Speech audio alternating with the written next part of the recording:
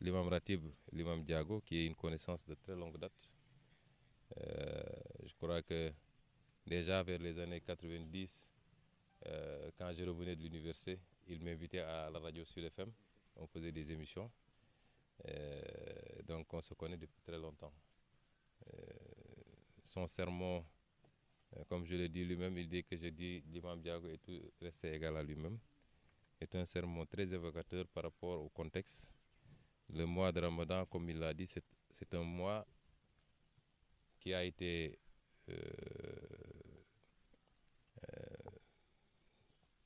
décrété par le Seigneur, non pas pour faire mal, pour affamer les gens, mais il y avait un objectif, c'est nous ramener à lui par la piété, le taqwa, comme il l'a dit. Et c'est pourquoi c'est un mois extrêmement important, 1/12, où lui-même, le Seigneur, nous dit que c'est un mois pendant lequel même Satan est maîtrisé pour vous permettre de recharger, de vous ressourcer spirituellement. Et nous prions pour que le Seigneur agrée tous nos actes de dévotion, toutes nos prières également, qu'il nous accorde ce qu'il a promis dans ce mois, notamment sa miséricorde, mais également la promesse d'un agrément directement au paradis. Nous prions également pour qu'il nous accorde la possibilité de le vivre encore et encore des années, et toujours avec plus de prospérité, plus de paix, plus de stabilité et plus de bonheur pour tout le monde, plus de santé évidemment.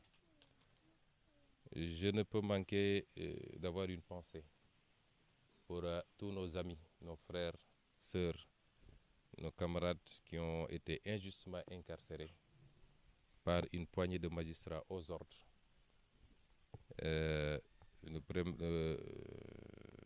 frère Diomaye Faye a utilisé un terme dans un poste, et ça lui vaut la prison, c'est le terme clochardisation. Effectivement, il y a une forte clochardisation d'une poignée de magistrats.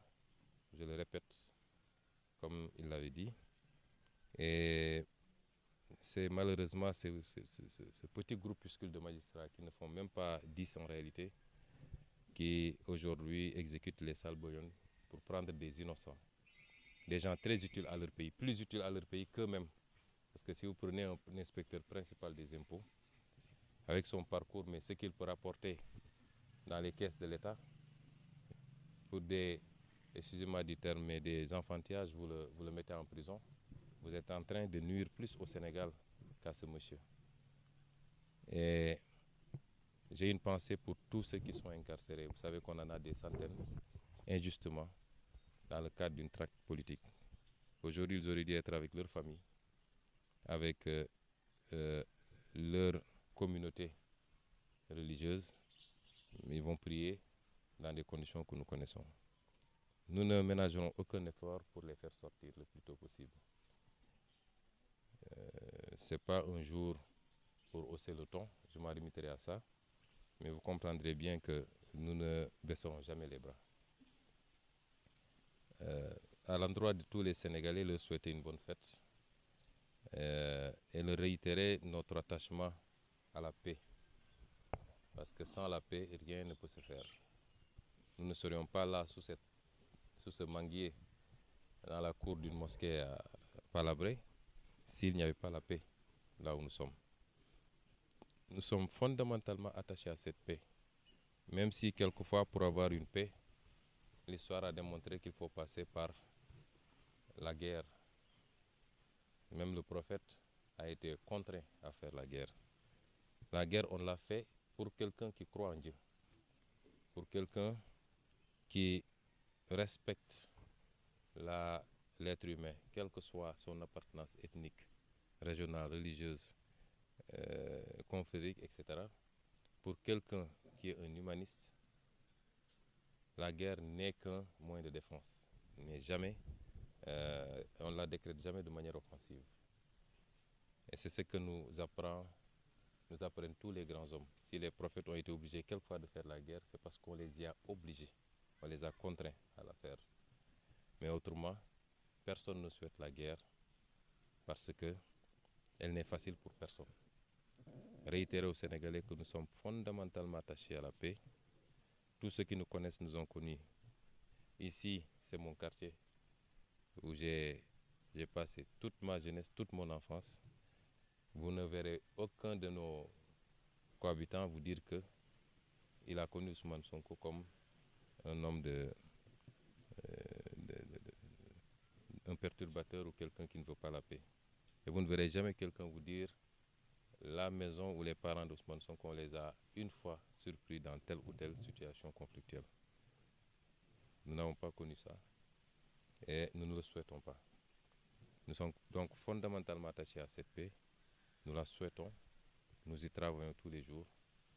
Mais pour faire la paix, il faut être deux. Et si on continue à nous contraindre à nous défendre, nous serons obligés de nous défendre. Nonobstant, malheureusement, une situation que tout le monde constate et déplore, c'est sur toutes les lèvres. Nous avions tendance à dire que nous avons des mécanismes de régulation au Sénégal. Apparemment, ces mécanismes sont en train de faiblir dangereusement. Puisque nous sommes à un jour de fête religieuse et que il est important de se référer aux enseignements religieux en conséquence. Pour ceux que je maîtrise le plus, notamment la religion musulmane, la manière dont on gère ces situations-là a été clairement arbitrée par des versets coraniques. On nous dit que s'il y a deux parties qui s'affrontent, les autres ont l'obligation d'arbitrer, de commencer d'abord par essayer de concilier et de réconcilier les gens. Mais s'ils se rendent compte qu'il y a une des parties qui ne pose pas problème, mais qu'il y a une autre partie qui continue à vouloir créer les conditions du conflit, il est important que tous le rappellent à l'ordre et s'ils refusent, que tous se liguent pour le combattre jusqu'à ce qu'ils reviennent à la raison. Ça, c'est un verset coranique que je n'ai pas inventé. Et tout le monde sait ce qui se passe dans ce pays. C'est à sens unique. Celui qui instrumentalise la justice, qui fait des arrestations arbitraires, qui essaie de liquider des candidats parce qu'il en a peur simplement, qui lâche ses forces de l'ordre sur les gens. Et c'est l'occasion pour moi de revenir sur ce qui se passe souvent en Casamance.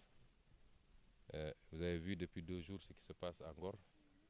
Et pour le moment, on ne déplore aucune perte en vie humaine. Il aurait suffi qu'on dise que c'est à Bignona pour qu'on autorise les gens à tirer à balles réelles.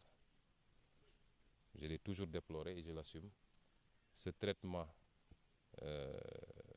totalement injuste et injustifié quand il s'agit de la Casamance doit cesser. Nous sommes tous des Sénégalais, nous devons être traités même pied d'égalité.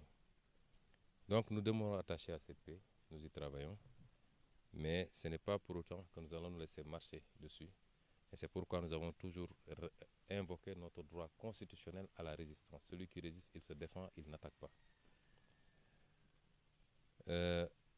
Terminer par Ziguinchor et dire simplement que je remercie encore une fois les populations de Ziguinchor qui nous ont investi de leur confiance depuis un peu plus d'1 an maintenant et qui nous accompagnent.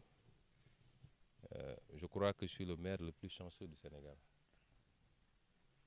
C'est parce que d'abord la population ziguinchoroise fait bloc derrière nous, indépendamment des petites gesticulations politiciennes. Vous savez, aujourd'hui nous sommes dans une ère de communication, il est très facile d'instrumentaliser 10, 15, 20 personnes et de dire à la presse nationale. Et c'est ça l'importance, Ziguinchor est devenu un intérêt national. Même s'il y a un moustique qui pique une crise, c'est à la une de toute la presse nationale. C'est très facile de mobiliser quelques personnes pour leur dire allez faire brassard rouge, allez crier, allez, etc. Et pour dire après, oui, même dans sa mairie, il a des problèmes. Et je crois que nous sommes 300 000 Ziguinchorois. Et l'écrasante majorité, pour ne pas dire la totalité des Ziguinchorois, nous manifestent leur satisfaction par rapport à ce qu'on a commencé à faire depuis 1 an. Nous les remercions de leur tolérance également parce que du fait de mes occupations au niveau national et même international, je ne peux pas être aussi présent que je le voudrais.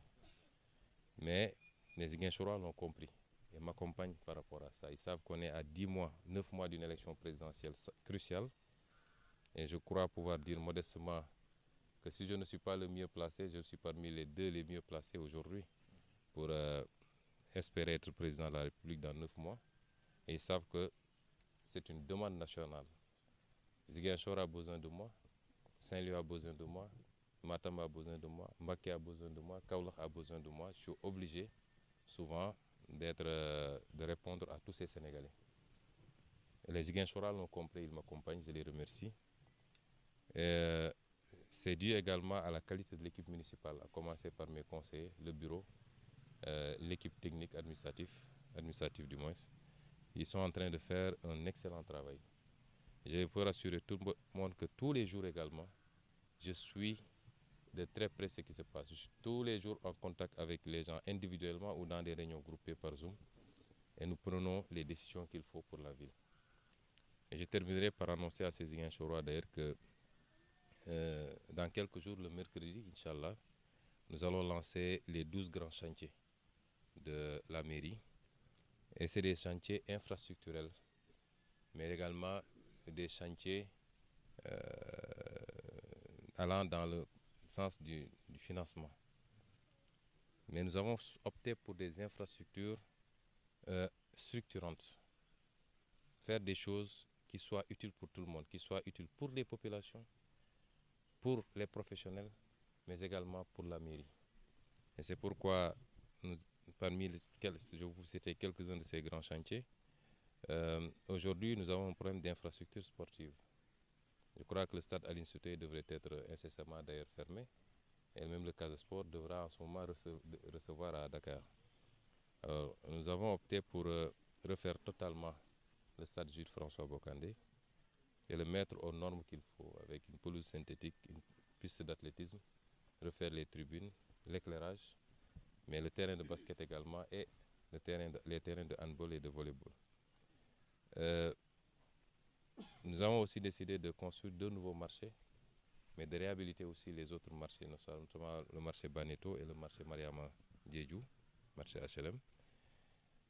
Nous avons décidé de lancer un certain nombre de travaux de pavage et de réfection des routes existantes.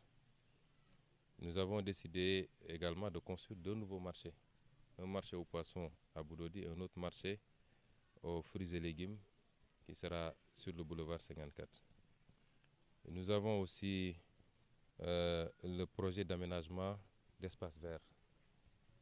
Parce une ville doit respirer.